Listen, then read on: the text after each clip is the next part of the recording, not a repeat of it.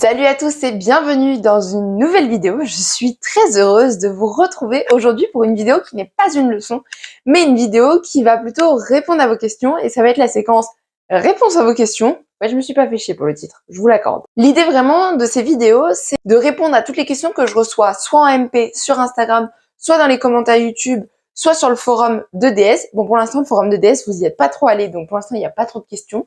Mais ça, c'est une question que j'ai eue en MP Instagram. Et donc, l'idée, c'est de répondre à vos questions en vidéo et du coup, que ça profite à, enfin, en tout cas, que la réponse de la question profite à tous. Donc, la question du jour est comment aborder l'étude de cas au BTS diététique?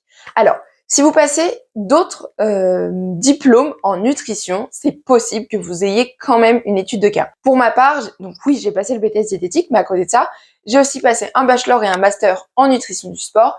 Et dans mon bachelor, on avait aussi une étude de cas en nutrition. Et donc dans ce cas-là, l'étude de cas en nutrition, c'est la même qu'au BTS. Donc c'est probable que si vous passez même une autre formation, votre autre formation s'inspire des annales de BTS. Donc, mon premier conseil pour aborder l'étude de cas, c'est vraiment, et ça, c'est hyper important, c'est vraiment important de lire le sujet 2 fois. Dit comme ça ressemble à une perte de temps. Mais croyez-moi, c'est pas une perte de temps. Vous prenez votre sujet, vous prenez un stabilo, vous prenez votre étude de cas, c'est parti, vous lisez, vous concentrez, vraiment, mais vous vous concentrez. Vous notez toutes les infos importantes. Parce qu'une fois que vous serez dans le sujet, il y a certaines infos, elles vont...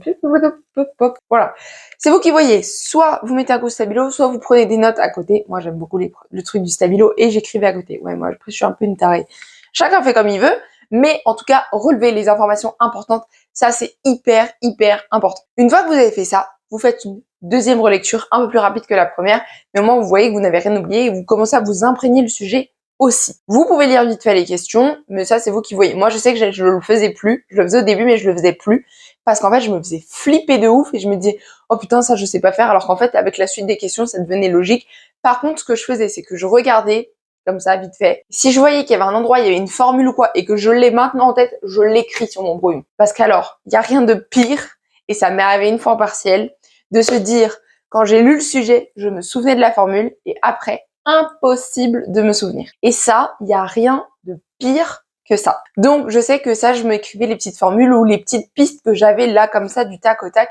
Ça, je les écrivais, mais ça s'arrêtait là. Et ensuite, étape préliminaire suivante, avant de démarrer le sujet, j'estimais à peu près le temps qu'il allait me falloir pour ça, cette partie. Bien souvent, les parties ne sont pas liées entre elles. Enfin, si le sujet est le même, mais vos réponses ne sont pas interdépendantes. Donc, je me disais, par exemple, pour cette partie-là, il me faudra 45 minutes, cette partie, il me faudra 50 minutes.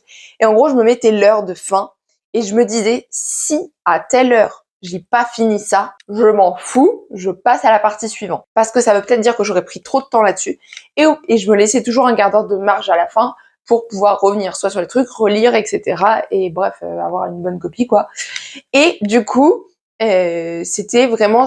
Je procédais vraiment dans cet ordre-là. Donc je répète, étape 1, je lis le sujet 2 fois et je prends des notes et j'annote mon sujet. Étape 2, je relis le sujet et je continue d'annoter, je lis les questions, je mets mes petites formules si je les ai en tête. Et ensuite, je passe à la gestion du temps et donc j'annote mon sujet, enfin la partie question du sujet avec le temps que je pense mettre pour répondre.